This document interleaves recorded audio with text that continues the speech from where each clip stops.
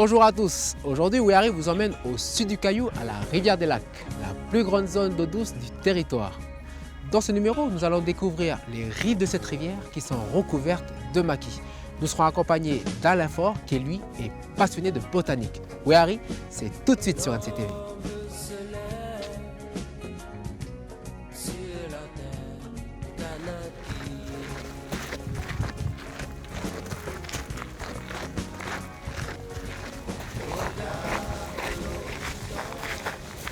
Bonjour Alain. Bonjour Cédric, comment vas-tu? Ça fait plaisir de te retrouver ici. Merci beaucoup. J'espère qu'on va passer une bonne journée. On a déjà du soleil, c'est le principal. Alors dis-moi Alain, c'est quoi le programme aujourd'hui? Le programme, nous allons d'abord marcher sur une piste et puis après un sentier dans le maquis. Et le but, c'est d'arriver au bord de la rivière des Lacs pour aller découvrir un site où il y a le maximum de conifères endémiques de Nouvelle-Calédonie. Ok, bon ben on y va alors. Alors attends, avant d'y aller, je viens d'apercevoir une orchidée, donc je vais te la montrer tout de suite. Si je la vois d'ici, elle est blanche là. Voilà, blanche Okay. et mauve.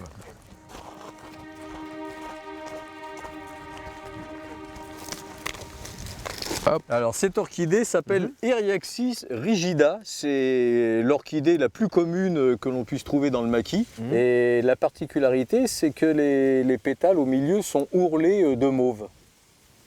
D'accord, ok. Et à l'intérieur, par contre, on voit les étamines jaunes. Ah oui, Donc les étamines qui portent le pollen, bien sûr. ok. Donc celle-là est vraiment très très commune. Et là je vois qu'on en a plein, c'est ça. Ah, il y en a partout en ce moment, c'est la saison. Nous sommes au printemps en Calédonie.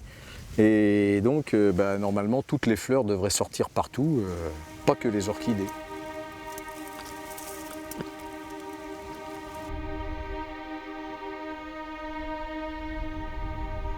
Et je vois à côté aussi, c'est une orchidée ça? Alors ça, c'est pas du tout une orchidée. Ouais. Ça s'appelle le Xyris XY. Donc je ne sais pas si c'est autorisé, mais à placer au Scrabble, c'est super avec un X et un Y dans le même mot. Mais j'ai vu une autre plante aussi intéressante par là. Ah, j'ai déjà vu celle-là. Elle s'appelle Scevola, S-C-A-E dans la, et elle appartient à la famille des Goodeniaceae. Donc je suppose que ça vient du nom d'un botaniste qui devait s'appeler Monsieur Good. Alors la particularité, c'est que la fleur donne l'impression d'avoir été coupée en deux avec une paire de ciseaux. Il y a la moitié de la corolle seulement qui apparaît, et il manque l'autre moitié. Voilà, c'est la particularité de cette fleur. Et tu retrouves partout? Parce que là j'en vois... Ah oui, ça aussi, c'est une plante très très commune dans le maquis. Yes, le Scevola. Bon, viens Cédric, on va continuer, on va aller marcher un petit peu. D'accord. Sinon on va s'engourdir. Ça aussi.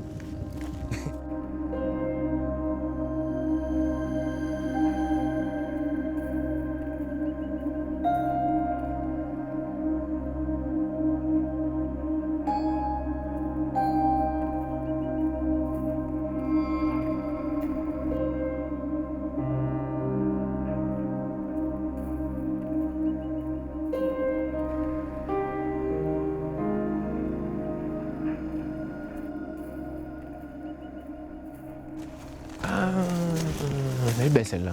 Regarde. Tiens. Ça, c'est de la même famille que le tiare de Tahiti. Ce que je me disais aussi, elle ressemblait au tiare. Et pour l'odeur? Bah, mets ton nez dessus. Alors? Ah, là, ça sent très bon. C'est de la même famille que le café aussi. Et son nom botanique, c'est un gardénia, un vrai gardénia. Et le nom d'espèce, c'est Aubrii. Ok, Aubry. Super temps là. Ah, disons, on est gâtés là.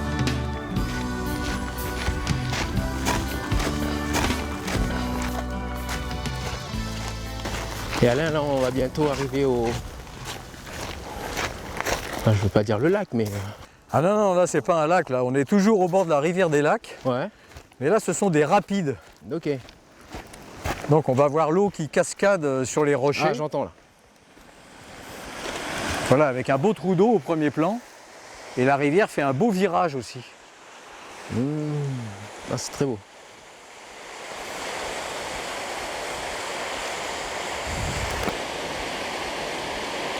Et je ne t'ai toujours pas dit pourquoi cette rivière s'appelle la rivière des Lacs. C'est ça. Alors cette rivière s'appelle la rivière des Lacs tout simplement parce qu'elle ne prend pas sa source dans une montagne, comme toutes les rivières du monde. C'est une rivière endémique, on va dire, comme pour les plantes ou les animaux. C'est une rivière qui prend sa source dans la plaine des lacs.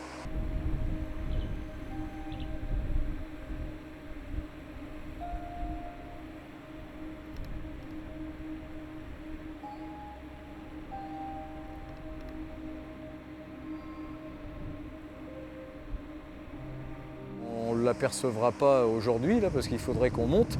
Et donc c'est une grande plaine naturelle qui est constituée de centaines de petits lacs naturels. Et tous ces lacs finissent par former un petit cours d'eau qui forme le Grand Lac et le lac en 8. Donc voilà pourquoi cette rivière s'appelle la rivière des lacs. Elle prend naissance dans la plaine des lacs. Ok.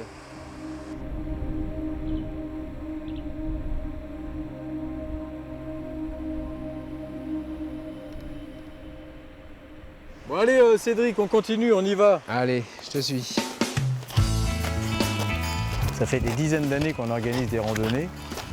On passe presque tous nos week-ends et la semaine dans le sud.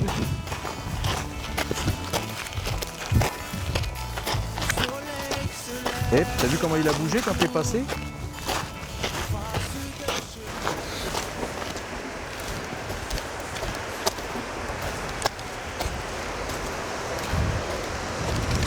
Ah, regarde Cédric. Ouais. On va faire une pause aussi. Waouh, c'est quoi ça? Alors ça s'appelle du lichen. L-I-C-H-E-N. Du lichen. Et le lichen, ce n'est pas une plante. Ce sont deux plantes qui vivent en symbiose au niveau cellulaire. Donc à l'œil nu, on ne voit rien, bien sûr. Et c'est une plante qui est très très ancienne, qui existe avant la dérive des continents. En fait, c'est un champignon qui permet à la plante de se dresser au-dessus du sol, et c'est une algue qui réalise la photosynthèse. Et le lichen, il y en a partout à la surface de la planète, et il y en a aussi dans le Grand Nord, puisque c'est la nourriture des rennes, donc les animaux qui traînent le traîneau qui tirent le traîneau du Père Noël. Et comme il y a la même nourriture en Calédonie que chez lui, c'est ce qui permet au Père Noël de venir aussi en Nouvelle-Calédonie. C'est ça aussi. Et on en trouve tout le long? Ah, il y en a, oui, on en trouve partout en Calédonie. Voilà, ça continue ici.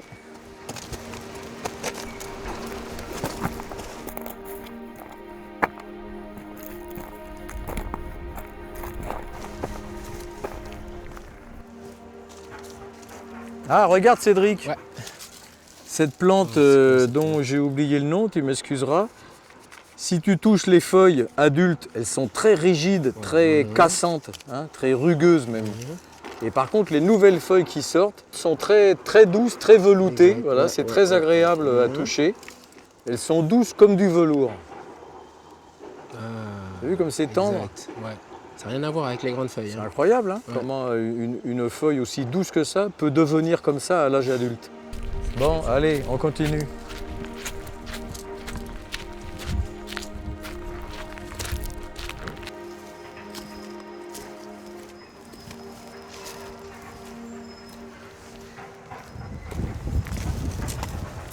Cédric, attention la tête. Yes. Ah. Regarde sur le tronc, c'est une orchidée épiphyte.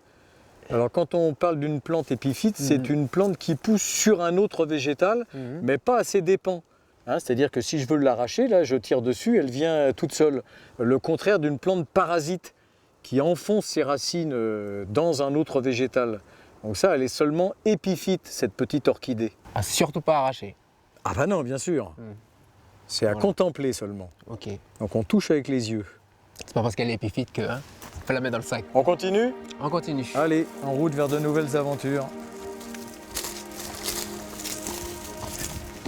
Les orchidées forment une très grande famille. En Nouvelle-Calédonie, on en trouve partout. Il y a 209 espèces, dont 101 sont endémiques. Je vous propose qu'on aille en voir quelques-unes.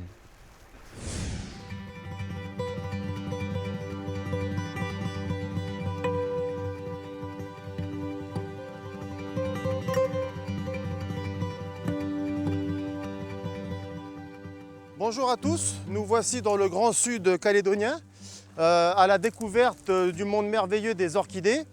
Il existe un peu plus de 250 espèces sur le territoire. Voilà un premier spécimen là, un bel Megastylis gigas. C'est sa pleine période de floraison en ce moment là et elles sont très très belles. Très belles quand on a la chance de ne pas les avoir mangées par les insectes. Les orchidées donc sont en quelques points spécifiques communes à toutes. Elles ont 6 pétales sépales, 3 pétales, 3 sépales, et dans les pétales, le labelle, qui est souvent différent et de couleurs et de formes intéressantes. Les orchidées peuvent être terrestres, elles peuvent être donc terrestres sur la terre, épiphytes dans les arbres, saxicoles sur les cailloux. Elles n'ont pas besoin d'un hôte pour vivre, elles ont besoin que de l'air du temps, de l'eau, un peu d'humidité et un support.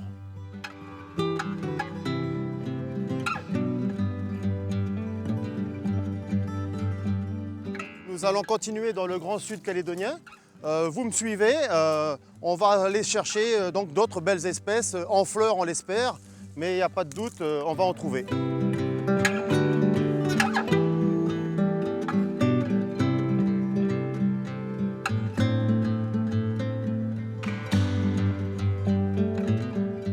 Nous voici dans la forêt du Pic du Kauri, dans le sud. Donc un petit spot très intéressant avec quelques orchidées terrestres.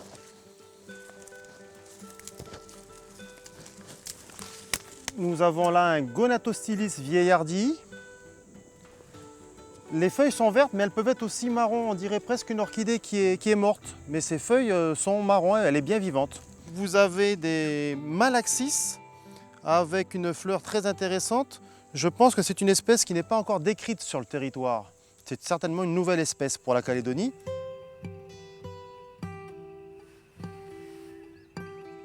Et devant, un petit pied de Liparis, un Liparis laxa. Ce sont là 3 espèces qui sont terrestres.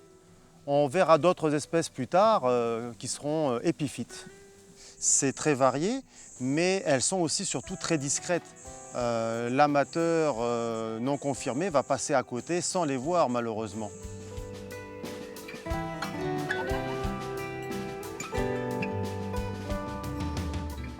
Ah, ben j'aperçois un beau spécimen là, un Dendrobium terrestre.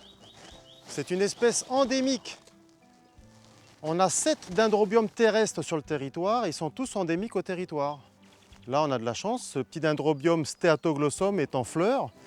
Il peut mesurer jusqu'à 5 mètres de hauteur.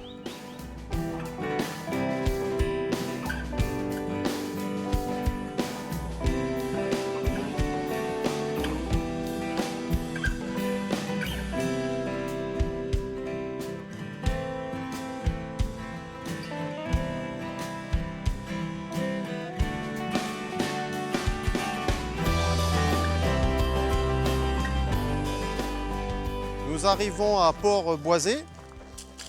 Voilà un nouveau spécimen, une petite Spatoglottis. C'est un Spatoglottis plicata. Son ancien nom c'était vieillardi. Seulement les botanistes changent de nom régulièrement sur nos orchidées préférées. C'est un spécimen alba, il est tout blanc. Normalement sa fleur est rose. Elle est alba, donc ça vient de albinos. Alors je vais prendre une belle photo parce que c'est quand même pas tous les jours qu'on a la chance d'en voir un spécimen aussi beau en fleurs.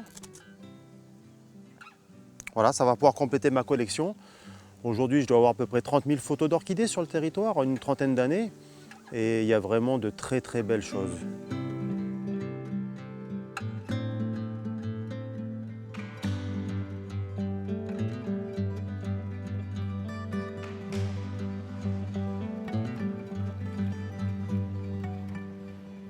Alors, on a beaucoup de Spatoglottis dans le sud, jusqu'à l'île des Pins, les îles Loyauté, et même dans le nord du territoire. Et elles se ressemblent assez quand même. Les fleurs sont différentes, les pieds sont toujours les mêmes, avec des feuilles vertes plissées. Et les fleurs, celles-là, elles se différencient de ces cousines qui sont appelées unguiculata, avec un tout petit point, une petite bosse sur le labelle. Et là, donc, c'est bien un plicata, un Spatoglottis plicata, alba. Alors il est aussi là colonisé par des fourmis que tout le monde connaît bien en Calédonie. C'est la petite fourmi électrique. La fourmi, elle va entretenir les insectes qui sont dessus, tels des poux, des cochenilles et autres. Et elle vient aussi récupérer les sucs que peut avoir la fleur. Alors au passage, elle peut aussi éventuellement marier cette fleur, quoi, hein. La fleur a aussi besoin des insectes, comme les insectes ont besoin des fleurs pour se nourrir. Bon, ben voilà, on a terminé avec cette petite fleur. On va aller voir un autre spot là, très très intéressant, suivez-moi. C'est du côté de Port-Boisé. On va retrouver une vingtaine d'espèces qu'on va espérer trouver en fleurs.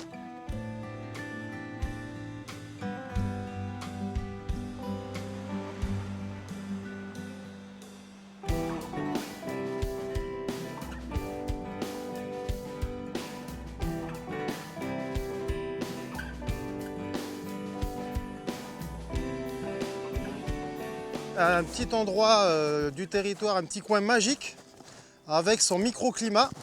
Nous avons ici des espèces très très intéressantes parce qu'on les retrouve ailleurs, disséminées sur le territoire, mais en très grand nombre à Port-Boisé. Donc là, nous avons 3-4 espèces que l'on n'a pas encore vues depuis ce matin. Les Ephemerantha comata, qui vont bientôt s'ouvrir. Dans 2 ou 3 jours, elles seront ouvertes, mais malheureusement, la fleur ne dure qu'une seule journée. Voilà, un Ephemerantha comata, donc c'est une espèce saxicole ou épiphyte qui a la particularité d'avoir des fleurs éphémères, d'où son nom Ephemerantha. Ephemerantha, c'est le genre de cette espèce, et son prénom comata. Et à côté, tu as un autre dendrobium là-bas, le dendrobium camaridium, qui est lui tout aussi éphémère. Elle ne dure que la journée. La fleur reste ouverte la journée et le soir c'est fini, elle est fanée. Fleur blanche très très belle. Et derrière, si tu veux me suivre, une autre petite espèce, très petite, Sarcochilus rarus. Et là on a des magnifiques petits bouquets de fleurs rosées. Alors ces espèces-là, elles sont saxicoles.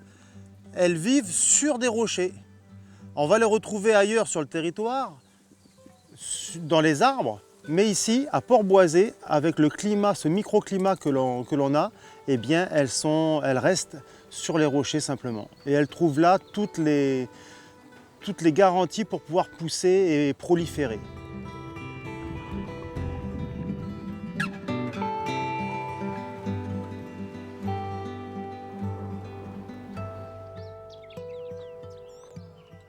Et bien voilà, on arrive au terme de notre petite balade là. On a trouvé une dizaine d'espèces aujourd'hui sur les 250 qu'il y a sur le territoire. Une dizaine en fleurs, c'était déjà pas mal pour le peu de temps qu'on avait.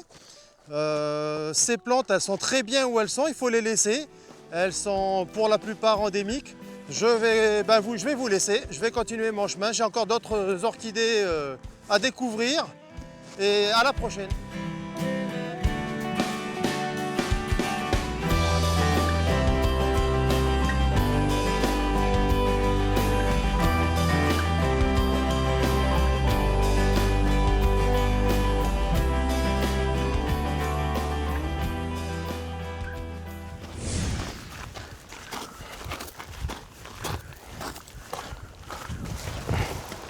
Ça va Cédric, ça suit? Ça suit, ça suit. Wow. Regarde où nous arrivons. Ouais. Un immense trou d'eau grand comme plusieurs piscines olympiques.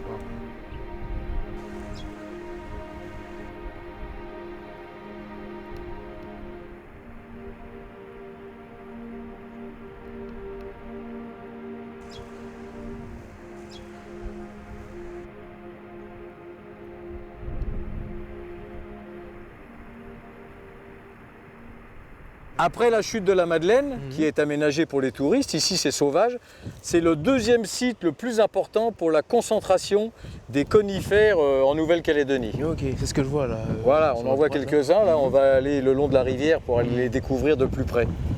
Ok, ça marche. On y va? Allez. Allez!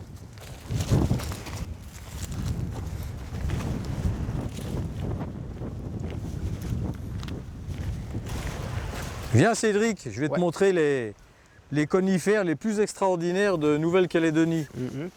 Alors celui-là, c'est peut-être le moins extraordinaire, on va dire. C'est un kauri, mais c'est le kauri de montagne qui a des petites feuilles. Et comme c'est le printemps, on voit les nouvelles feuilles qui sortent. Tu vois les feuilles vert tendre au milieu. Après, celui-ci, c'est le Neocalitropsis. Ah, je connais celui-là. Voilà, donc qui est connu parce qu'au 19e siècle, il était coupé systématiquement parce qu'il contient une huile essentielle qui servait de fixateur de parfum au 19e siècle. Donc il était très recherché, il a été massacré, si l'on peut dire, pendant des dizaines et des dizaines d'années. Sur toute la zone. Ah, partout où il y en a eu dans le sud. Okay. Mais celui-là, il est adulte. Ah oui, celui-là, il est plus qu'adulte quand on voit la taille du tronc. Hein, celui-là, il a plusieurs centaines d'années parce que ce sont des plantes qui ont des vitesses de croissance invisibles à l'œil nu, si l'on peut dire. Je vais mettre du temps à... Alors ce pauvre Neocalitropsis, il a été massacré pendant des dizaines et des dizaines d'années. Comme il était en voie de disparition, il y a une loi qui a été votée en Nouvelle-Calédonie et aujourd'hui, il est totalement protégé. Donc on ne peut plus le couper, le transporter, encore moins le vendre, etc. Donc c'est la seule et unique plante de Calédonie qui est protégée officiellement par une loi. Ok. Voilà. Et je vois que plus bas, on a un autre conifère. Il y a encore plus rare comme conifère.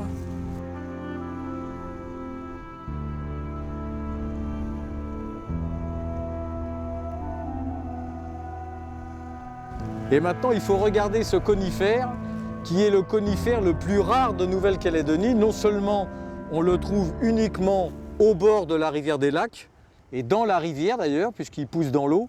Il y a un site au niveau de la chute de la Madeleine, donc là qui a été aménagé pour les touristes. Donc ici c'est sauvage. Il s'appelle Dacrydium guillaumini avec 2 i à la fin. On le trouve uniquement sur le site de la chute de la Madeleine et ici, au bord de la rivière des Lacs. Autant le Neocalitropsis, il ne faut pas prendre les feuilles à rebrousse-poil parce que ça pique, ça fait très mal. Celui-ci, au contraire, quand on peut toucher le feuillage, c'est doux comme du velours. C'est très très agréable au toucher. Et ce que l'on voit de marron, ce sont les organes de reproduction mâle, c'est-à-dire ce qui va donner le pollen.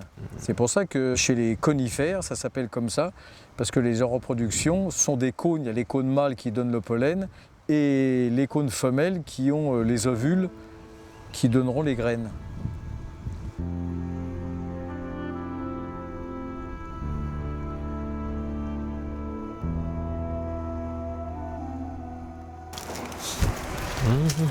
Tiens, regarde Cédric. Ouais. Encore un petit conifère endémique, bien sûr.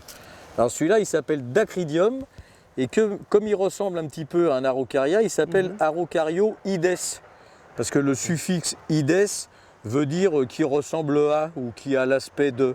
Voilà pourquoi Araucario-ides qui ressemble à un petit araucaria.